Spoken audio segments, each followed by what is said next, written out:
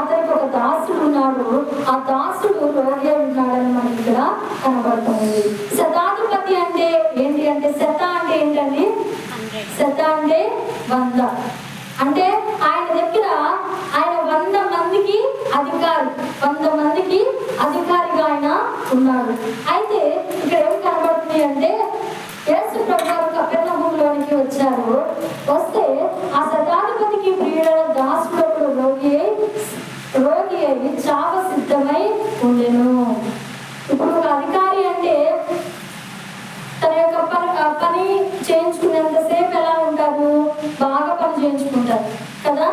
తర్వాత శాలరీస్ దగ్గరికి వచ్చేసరికి శాలరీ తగ్గించేయడం, తర్వాత ఏదో కొన్ని ఇట్లాంటి విషయాలు కనబడుతూ ఉంటాయి. కానీ ఈ శతాధిపతి అయితే ఏమన్నాడో చూడండి, తన ప్రియుడైన దాసుడు రోగి చావ సిద్ధమై ఉండెను. అంటే అతని యొక్క దాసుడు చావడానికి సిద్ధంగా ఉన్నాడంట. అయితే ఏమంటాడు అంటే, శతాధిపతి యేసుని కూర్చుని ఆయన యుద్ధకు వచ్చి దాసుని స్వస్థపరచవలనని ఆయన వేడుకొనుటకు యూదుల పెద్దలను ఆయన యుద్ధకు పంపెను. ఆయన యూదుల పెద్దలను పిలిపించి, అయ్యా నా దాసుడు రోగి అయి ఉన్నాడు, మీరు అతని స్వస్థపరచాలని యేసు యుద్ధకు వెళ్ళి మీరు ఆ సమాచారం పంపించండి అని అన్నప్పుడు వారు యేసు యుద్ధకు వచ్చి అంటున్నారు, నీ వల్ల ఈ మేలు పొందుటకు అతడు యోగ్యుడు, అతడు మన జనులను ప్రేమించి మనకు సమాజ మందిరము తానే కట్టించని అతనితో చెప్పి మిక్కిలి బతిమాలుకొనెను. ఇక్కడ జరిగిన సంఘటన అంతా కూడా మనకి తెలిసిన విషయమే. అయితే ఈ రోజున శతాధిపతిలో నుండి మనం నేర్చుకోవాల్సిన కొన్ని పాఠాలు మనము నేర్చుకుందాం. ఒక 5 పాఠాలు మనం ఈ రోజున నేర్చుకుందాము. లూకా సువార్త 7:3 ఏం మాట ఉన్నాయంటే, శతాధిపతి యేసుని గూర్చి విని. మొదటిగా శతాధిపతి ఏం చేస్తున్నాడు అంటే, యేసయ్య గూర్చి విన్నాడంట.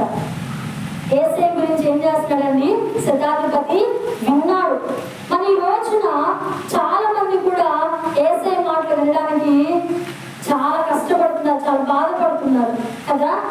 మనకు ఇప్పుడు తెలియదు కానీ ముందున్న రోజుల్లో సువార్త అనేది చాలా కరువైపోతుంది.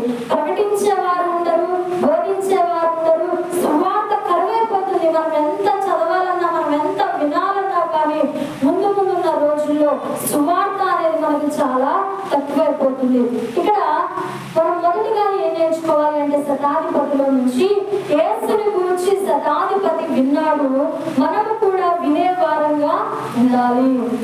ఎక్కువగా క్రైస్తవుల్లోనే యేసుని గురించి వినడానికి కానీ, అసలు యేసయ్య గురించి ఇతరులకు చెప్పడానికి కానీ, ఇట్లాంటి విషయాల్లో క్రైస్తవులు ముందుకు రావడం లేదు. మనకంటే దేవుని నమ్ముకుని వారే చాలా బాగా చెప్తారు, వాళ్ళ క్రియల్లోనే వారి యొక్క ప్రేమను చూపిస్తారు వాళ్ళు. కానీ క్రైస్తవుల్లోనే చాలా మంది ఏం చేస్తూ ఉంటారంటే, యేసయ్య సువార్తను విన్న వార్తను చెప్పడానికి కానీ చాలా సిగ్గుపడుతూ ఉంటాం మనం కదండి. కానీ ఇక్కడ శతాధిపతుల నుంచి మొదటిగా మనమేం నేర్చుకోవాలి అంటే, యేసుని గురించి విన్నాడు, మనము కూడా యేసుని గురించి విని తన వంతు తను సహాయం చేయడానికి ముందుకు వచ్చాడు. మనము యేసయ్య గురించి విన్నప్పుడు మనం ఏం చేయాలి అంటే, మన వంతు మనము కూడా ఇతరులకు సహాయపడే వారంగా ఉండాలి.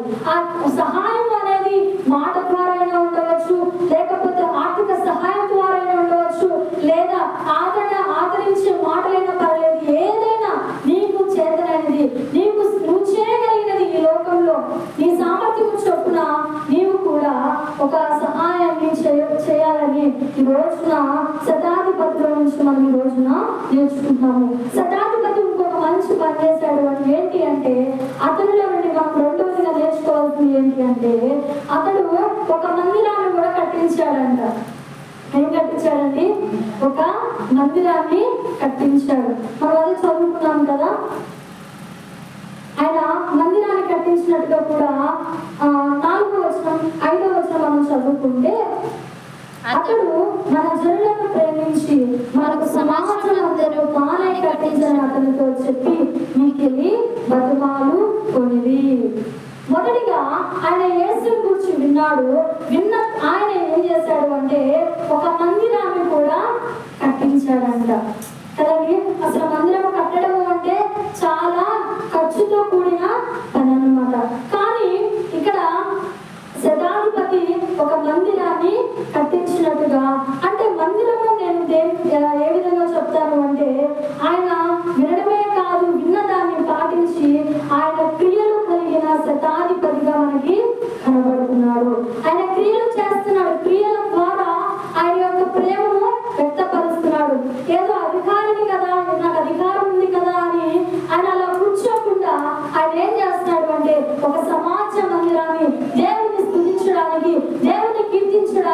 ఆయనను గణపరచడానికి ఆయన ఏం చేశాడు అంటే ఒక మందిరాన్ని కూడా కట్టించినట్లుగా మనకి కనబడుతుంది. ఆ శతాధిపతిలో నుంచి మనము రెండవదిగా నేర్చుకోవాల్సింది ఏంటి అంటే క్రియలు కలిగి మనము ఉండాలి. మొదటిగా యేసుని గురించి విన్న తర్వాత మనలో క్రియలు చేయడం అనేది మనము ప్రారంభించాలి. క్రియలు లేని విశ్వాసము వృద్ధమే. మనం ఏదో వాక్యాన్ని విని వెళ్ళిపోయి అలా ఉంటే సరిపోదు. ఆ వాక్యాన్ని మనం ఏం చేయాలి అంటే క్రియల్లో పెట్టాలి. క్రియల్లో మనం ఏం చేయాలి? వాక్యాన్ని పెట్టాలి. క్రియల్లో ఎలా పెడతాము వాక్యాన్ని? ఎలా పెడతాము? ఇతరులను ఆదరించడము, ఇతరులను ప్రేమించడము, తర్వాత ఇతరులకు సహాయం చేయడము, మన మాటల ద్వారా వారిని ఆదరించడము, ఆపదలో ఉన్న వారిని ఆదుకోవడము కదా, శత్రువులను ప్రేమించడము, ఇవన్నిటిని కూడా మనం ఏం చేయాలి అంటే క్రియల రూపముగా మనం ఏం చేయాలి అంటే దేవుని నామాన్ని మహిమపరిచే వారంగా ఉండాలి. మూడవదిగా మనం అదే అధ్యాయం మనం చదువుకుంటే లూకాసు వార్త 7వ అధ్యాయము 2-4 మనకి ఏం కనబడుతుంది అంటే ఆయన ప్రియుడికి దాసుడు ఉన్నాడు కదా, రోగి ఆయన చావా సిద్ధంగా ఉన్నాడు. దాసుడే కదా, పనిచేసే అతనే కదా. ఆయన చనిపోతే ఆయనకి ఏంటి అధికారం ఏంటండి? ఆయన చనిపోతే ఇంకొక ఆయన వస్తాడు కదా, డబ్బిస్తే ఇంకొక అతను వచ్చి పనిచేస్తాడు. ఆయన మీద అంత ప్రేమ చూపించాల్సిన అధికారం చాలా మంది అధికారులు మనం చూస్తూ ఉంటారు. అలా ఉంటున్నారా?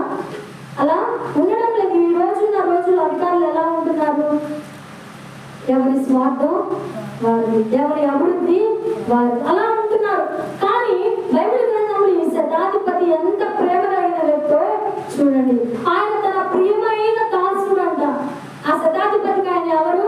దాసుడు కాదు, ఆయన ప్రియమైన దాసుడు, ఇష్టమైన దాసుడు. అందుకే ఇష్టమైన దాసుడు చాలా సిద్ధంగా, రోగి చాలా సిద్ధంగా ఉన్నాడు. ఆయన మరి ఇష్టపడ్డాడు కదా, ప్రియమైన అంటే చాలా ఇష్టపడిన వ్యక్తే కదా. మరి మనం కూడా అంతే కదా, ఎవరైనా మనకి ఇష్టమైన వారు వాళ్ళ బాధలు వాళ్ళ కష్టాలు మనం కూడా చూసి ఉండలేము. మనకు చేతనైనంత వరకు మనము కూడా సహాయం చేయాలని ఆశపడుతూ ఉంటాం. కాబట్టి ఇక్కడ ఏం చెప్తున్నాను అంటే మూడవదిగా శతాధిపతిలో నుండి మనం నేర్చుకోవాల్సిన మూడవ పాఠం ఏంటి అంటే పనివారి పట్ల శ్రద్ధ కలిగిన శతాధిపతి. చాలా మంది అధికారులు ఇటువంటి వారుగా మనకు కనబడట్లేదు, కానీ శతాధిపతి